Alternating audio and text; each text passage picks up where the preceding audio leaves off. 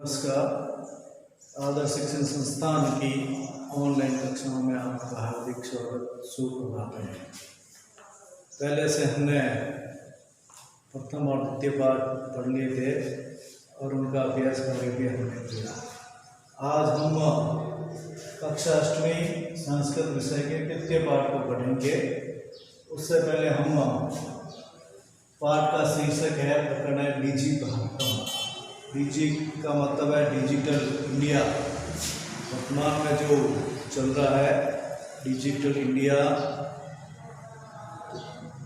तकनीकी के क्षेत्र में, इंटरनेट तकनीकी के क्षेत्र में, नेटवर्किंग के क्षेत्र में हम किस प्रकार से प्राचीन काल से आज तक आगे बढ़े हैं, कितना विकास किया है, उसके बारे में इस पाठ में दिया गया है। इसके कुछ शब्दार्थ को देखते हैं। पहले जिज्ञासा जानने की इच्छा, उत्पद्यते उत्पन्न होता है या होती है। परिवर्तनिक काले, परिवर्तन के समय में, परिवर्तनिक काले, परिवर्तन के समय में। अनंतर मैंने उसके पश्चात या बाद में। कर्गदस्य कागज का षष्ठी विभक्ति है तो कागज का, कर्गद का है कागज।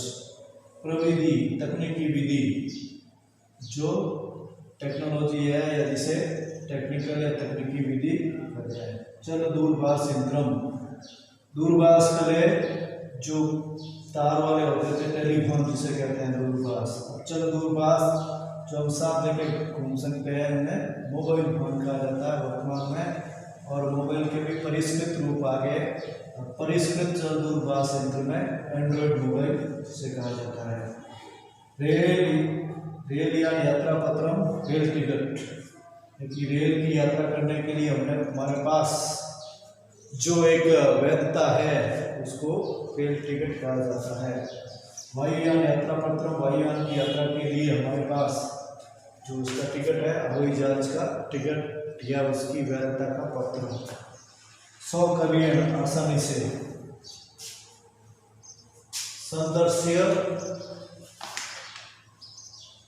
संदर्श्य दिखलाकर, चिकित्सालय, अस्पताल, वस्त्र पुटके जेब में, द्रुत गतिया, तीव्र गति से, और शुल्क मैंने फीस।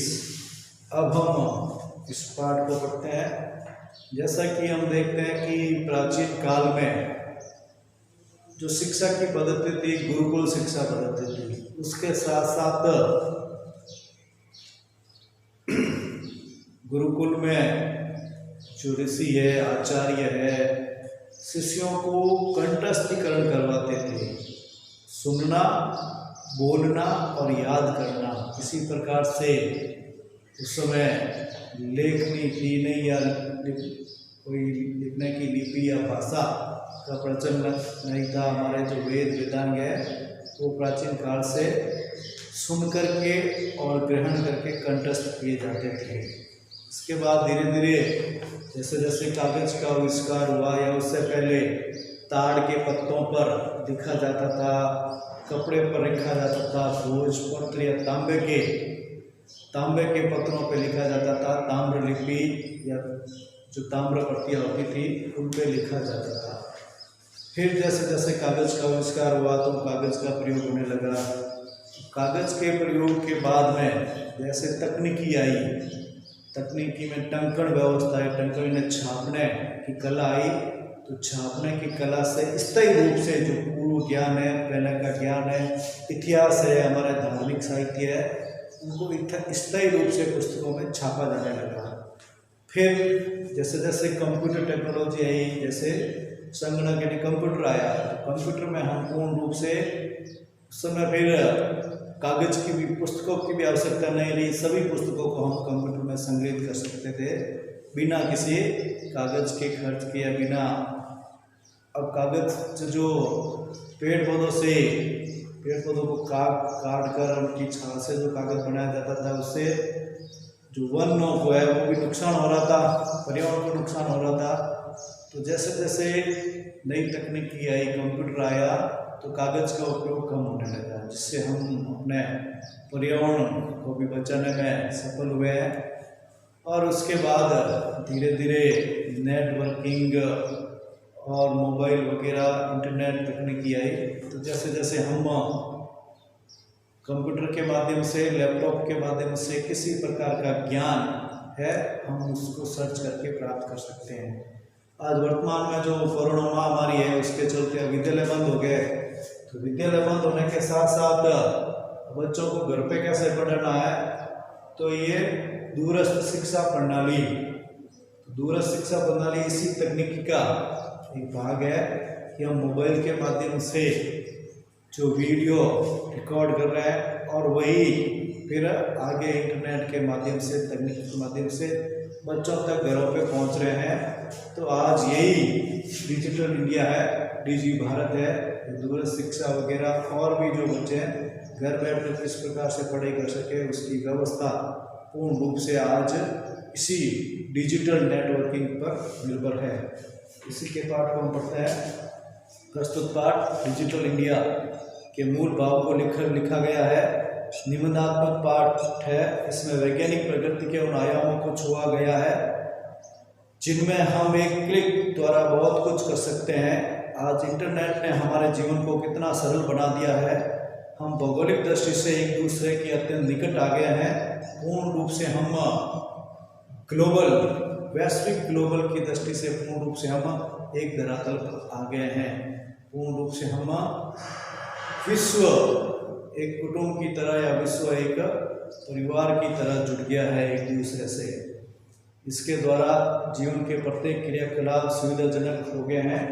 ऐसे ही भावों को यहाँ सरल संस्कृत में व्यक्त किया गया है। अद्य संपूर्ण विश्वे डिजिटल इंडिया इत्यस्य चर्चा श्रूयते।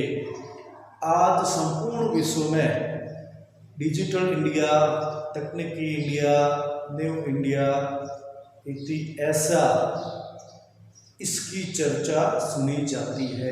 ऐसा अस्य ने इसकी चर्चा सुनी जाती है।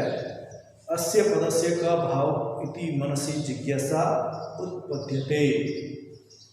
इस पद का यानी कि डिजिटल इंडिया, इस पद का क्या भाव है, क्या अर्थ है, ऐसी मन में जिज्ञासा उत्पन्न होती है कि डिजिटल इंडिया है क्या वास्तव में, तो इस पद का क्या भाव है, क्या अर्थ है, ऐसी मन में जिज्ञासा उत्पन्न होती है।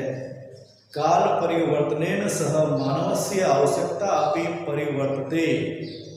काल परिवर्तन के साथ यानी कि समय परिवर्तन के साथ मनुष्य की आवश्यकताओं में भी परिवर्तन हुआ है। जैसे जैसे समय परिवर्तन हुआ तो समय परिवर्तन के साथ मनुष्य की, मानव की आवश्यकताएं भी परिवर्तित हुई है, आवश्यकताओं में परिवर्तन हुआ है।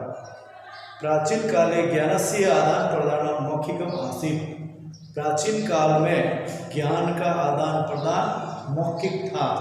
प्राचीन काल में वेद वेदांत वगैरह है जो आचार्य के द्वारा बोले जाते थे, शिष्य उनको सुनकर वापस दोहराते थे और उसी दौरान कार्य के साथ वो याद करते थे। ये श्रुति परंपरा थी, पूर्ण रूप से कार्य है जो शिक्षा का मौखिक होता था। विद्या च श्रुति परंपराएं ग्रहते स्म। और विद्या, ज्ञान सुनने की परंपरा द्वारा, श्रुति परंपरा ने सुनकर के, सुनने की परंपरा के द्वारा ग्रहण किया जाता था कि ज्ञान श्रुति परंपरा के द्वारा, श्रुति सुन करके ग्रहण किया जाता था। अनंतरम तालपत्रोपरि भोजपत्रोपरि च लेखन कार्यम आरब्धम। इसके पश्चात मतलब कुछ समय पश्चात, कुछ काल बाद में ताड़ के पत्तों के ऊपर, तालपत्र, ताड़ के पत्तों के ऊपर भोजपत्र, इसमें ताम्रपत्र, कपड़े के ऊपर भी इसको लिखा जाता था। तो भोजपत्र के ऊपर भी लेखन कार्य आरंभ हुआ। इसके पश्चात तालपत्र के ऊपर, भोजपत्र के ऊपर लेखन कार्य आरंभ हुआ। परिवर्तनी काले कर्गदस्य लेखनीया च आविष्कारेण सर्वेषां मनोगतानां भावानां कर्गदो उपरि लेखनम प्रारंभम। परिवर्तनी काले, समय परिवर्तन के साथ, परिवर्तनी काले में समय परिवर्तन के साथ या परिवर्तित समय में कागज का और लेखनी के आविष्कार से सर्वेषाम एवं सभी प्रकार के, सर्वेषाम में सभी प्रकार के ये मनोगतानाम भावानाम, सभी प्रकार के मन में आए हुए विचारों का, जो मनोभावना है, मन में आए हुए विचारों और भावनाओं को कागज के ऊपर लिखना प्रारंभ किया। देखिए, परिवर्तित काल में, समय परिवर्तन के साथ ही समय परिवर्तन में कागज और लेखनी का आविष्कार हुआ कि परिवर्तित काल में कागज और लेखनी के आविष्कार के द्वारा सभी प्रकार के मन के विचारों और भावनाओं को कागज के ऊपर लिखना प्रारंभ किया। टंकण यंत्र से आविष्कारेण तो लिखिता सामग्री टंकिता सती, और टंकण यंत्र यानी कि छापने के यंत्र का, तो छापने की मशीन है, छापने के यंत्र के आविष्कार के द्वारा तो लिखित सामग्री छापी गई, टंकिता सती ने उसको छापी गई। देखिए, छापे खाने के आविष्कार से, छापने की मशीन के आविष्कार से जो पहले से लिखित सामग्री के रूप में वो छापी गई, जो पहले मौखिक स्वरूप था विद्या का, ज्ञान का जो मौखिक स्वरूप था, अब वो ज्ञान पुस्तकों में एकबद्ध होने लगा, वो पुस्तकों में छपने लगा, उनके अलग अलग पुस्तकें बनने लगी और वो टंकिता सती ने छापी गई। बहुकालाय सुरक्षिता प्रतिष्ठित, और लंबे समय तक उसको सुरक्षित रखा जा सकता है, रखा गया। देखिए, लंबे समय तक उसको सुरक्षित रख सकते हैं। वैज्ञानिक प्रवृत्ति प्रकृति यात्रा पुनरपि अग्रे गता, वैज्ञानिक तकनीकी की जो प्रकृति यात्रा है फिर भी आगे बढ़ती गई, पुनरपि फिर भी अग्रे गता, और भी आगे बढ़ती गई, आगे चली। अद्य सर्वाणि कार्याणि संगणक नामकेन यंत्रेण साधितानि भवन्ति, आज सभी प्रकार के कार्य, आज जितने भी कार्य होते हैं कंप्यूटर, संगणक यानी कंप्यूटर नामक यंत्र के द्वारा किए जाते हैं, या उनको पूरे किए जाते हैं, साधितानि सिद्ध किए जाते हैं, या सभी कार्य उससे साधे जाते हैं, किए जाते हैं। समाचार पत्राणि, कि आज सभी प्रकार के कार्य कंप्यूटर के द्वारा या कंप्यूटर नामक यंत्र के द्वारा किए जाते हैं। समाचार पत्राणि पुस्तकानि च कंप्यूटर माध्यमेन पठ्यन्ते, समाचार पत्रों को और पुस्तकों को कंप्यूटर के माध्यम से पढ़ा जाता और लिखा जाता है।